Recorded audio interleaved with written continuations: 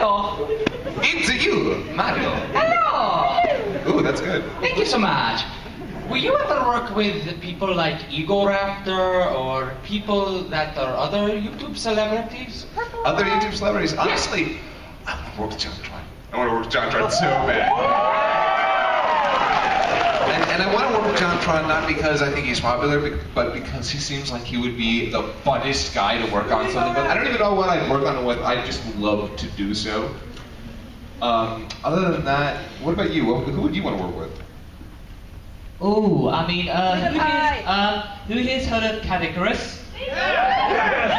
Cadicarus is just basically, yeah, he's like the Brit JonTron. Like he's kind of like he's evolved into his own style, and he just seems like a really chill guy, and not too, yeah, and I don't know, he just seems like a really kind of bright and positive young guy. So yeah, we really can't call it like collaborate with him. But, yeah, he's really underrated, and he really has a good style, and he likes PS1, so that's really cool. Beautify! But Ivan. I know nothing of YouTube celebrities. Purple eyes! Beautify! Purple eyes. Purple eyes! All these people are just obscure, and I don't know. Well, not obscure. I don't know them. By the way, the next I don't know a lot of like YouTube culture at all. Yeah, like you're somebody who's very like focused on his own own work and stuff, which is good. That's like a lot of people get so focused on like other people on YouTube and they don't really work on their own material. You are so focused on that, and it's really impressive. Oh well, thank you. Yeah. Also, the next person who says PewDiePie will be kicked out of this convention. Yes! Yes! Yes! Yes! Yes! Yes! I'm mostly teasing. Aww. And when it comes to Purple Eyes, he was actually in episode 42, and I'm so freaking happy to have him in an episode. Purple Eyes is amazing. Do you have another question? Oh yeah. Now, will you be working in voice acting as your future careers? Or do you have any more, what's the word, opportunities or received any job offers yet? Honestly, next question. Thank you so much. Thank you. And we already know that this guy over here actually does professional work. So, I hate you. That's your meal ticket. Like the guy here, it's like, hey. Yeah, Mr. Professional. Oh, look at me, I was in Toriko. Look at me, I'm in Fairytale. You're a dick. Food was all about eating. Yeah, it was. Hello. I have two questions. Sure. The first, are there any other authors or artists that you draw inspiration from? Artists that we draw inspiration from? Mm-hmm. Well, I don't know about artists necessarily, but there are some shows and some comedians that I do take a lot from. Actually, the writing in Archer. This is how we do that!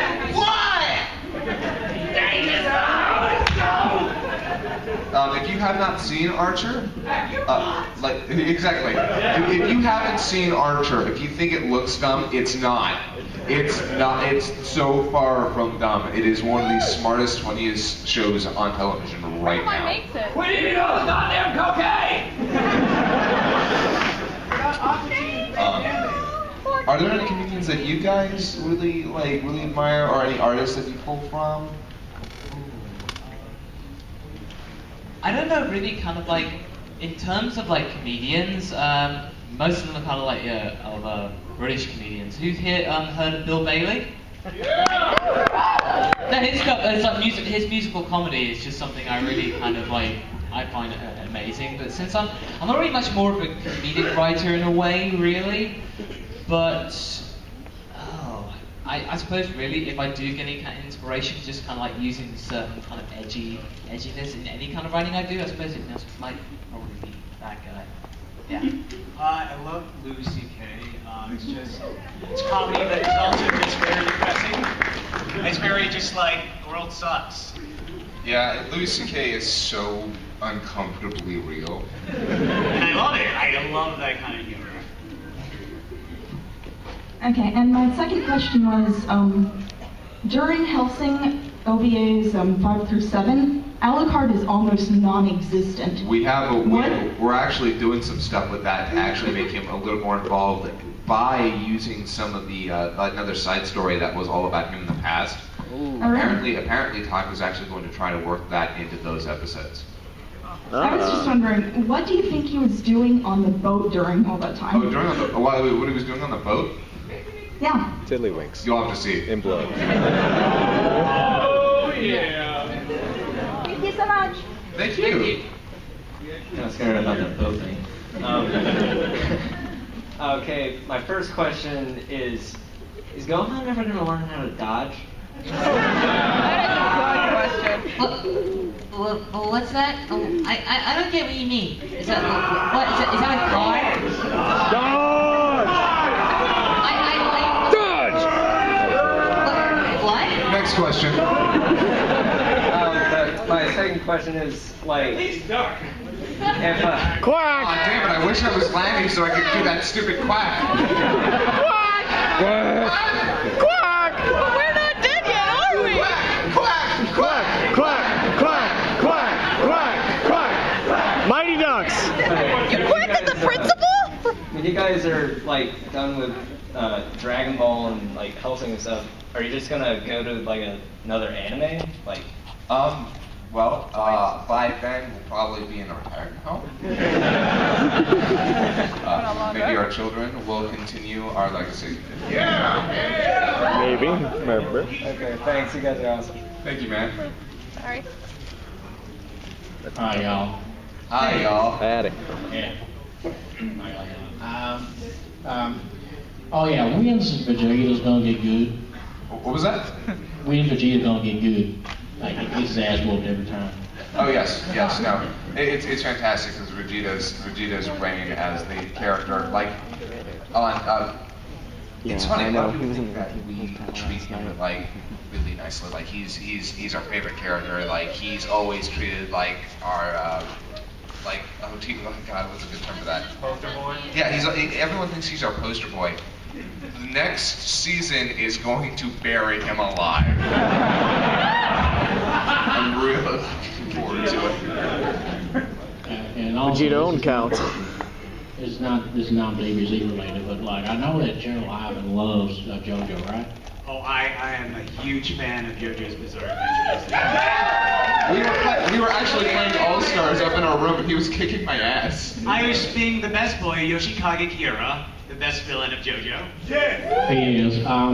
What's your favorite side character? Actually, what's your favorite characters besides that character in JoJo? Mine's Hot Horse. Were you saying like secondary character? Who's your favorite character besides Yoshikage Kira? Josuke. I love most of the cast of Part 4, but Josuke is just my favorite Joe because he just wants a well-groomed head like myself. He's very stupid. What you say? He might kick my ass. He'll just come out the screen and just kick my ass. And also, like, I hope you guys have a great time and all that. Thank you, sir. Thank you. Yeah, sorry, I'm being an apple. Awesome. That's awesome. More people should be eating fruit when they're asking us questions. Bring in the banana. Good evening. I would like to know... Shut up. Not you. Whoever just said that, I'll find you. And I will kill you. Go on. So I was wondering, out of all the parody songs that... What are you doing? Let her ask her question. I just want to touch it.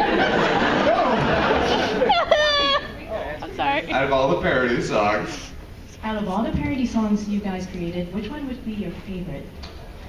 Oh, my personal favorite is, Make a Man Out of You. Yeah! What about that one song that was originally by my little sister? See, that one was done in 2 days. They were just like, this song, we have to do it. And next thing we knew, a friend had done it, made an instrumental for the song. They had recorded. I made the visuals, and it was up. It was like out of nowhere. For the longest time, we've been planning on doing This is Halloween with Alucard.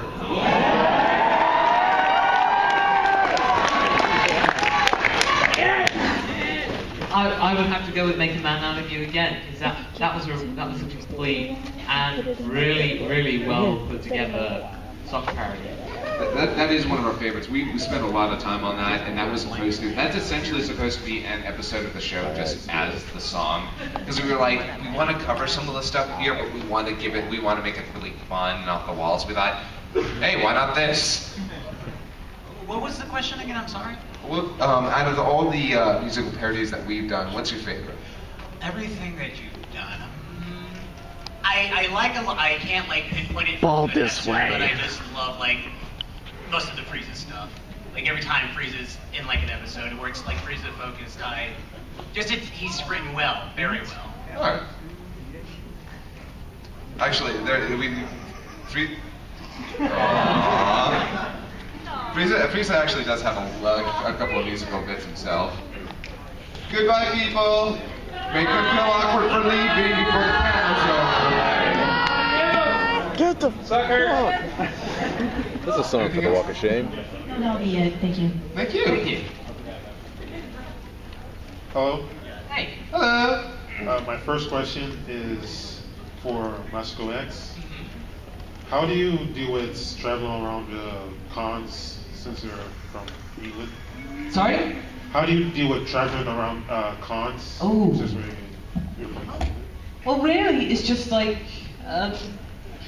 I always like try and ideally like arrive like the day before the con, because the average flight for me is like 7 to 8 hours. I mean, for Dallas it's like 10, so it's 10 hours. Thankfully, it's a non-stop flight, but actually, this flight in particular, it's all about trying to get as much sleep as possible, because obviously on Thursday night, I'm with my friends, I want to party, or at least just have like a good drink.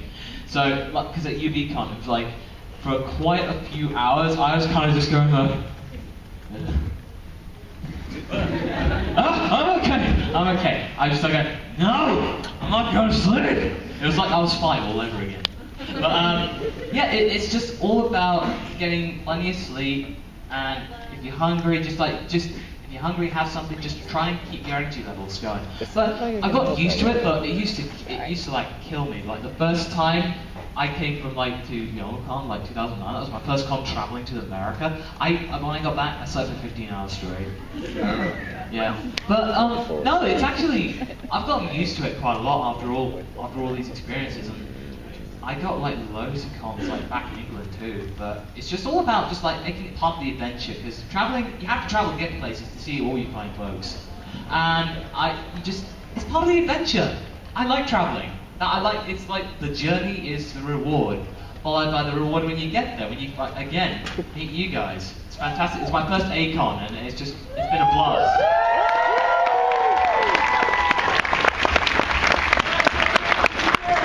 But yeah, so really, it's just all about experience and just generally just getting used to it. I like it. It's all about sucking it up and not being a bitch. Yeah?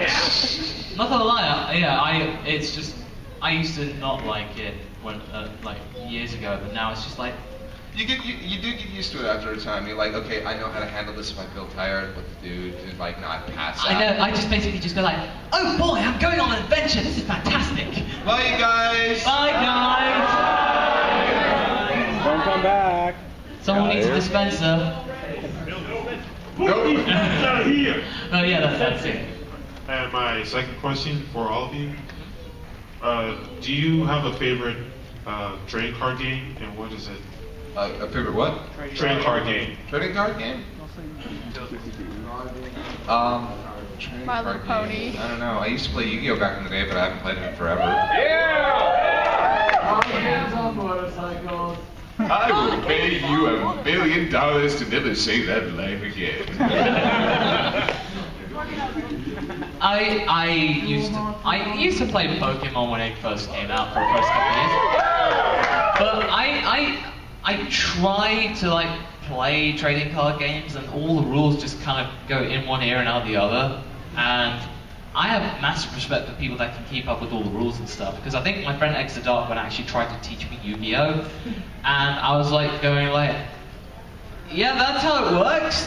Yeah, and you know, it was just like I couldn't do it. I just like I couldn't keep the rules in. I'm pretty sure that if I had like, if people was like beating me over the head with like a stick and it's like, you will learn these, you will learn these, I will eventually get it. But I don't know. I always have to say Pokemon, but I don't really have that much experience in that sense. But yeah, what's your favorite? I would say that I like the worst card-based game ever created because it's just. There's no fun, it just sucks up all my money on Magic the Gathering. Oh my god, so people still play that? Yeah! You have no idea. The new expansion just recently got out. Conspiracy. Oh god. Yep. I love it, but I hate it. Don't we all? Yeah. It's like World of Warcraft. Thank you. Hey guys. Hello.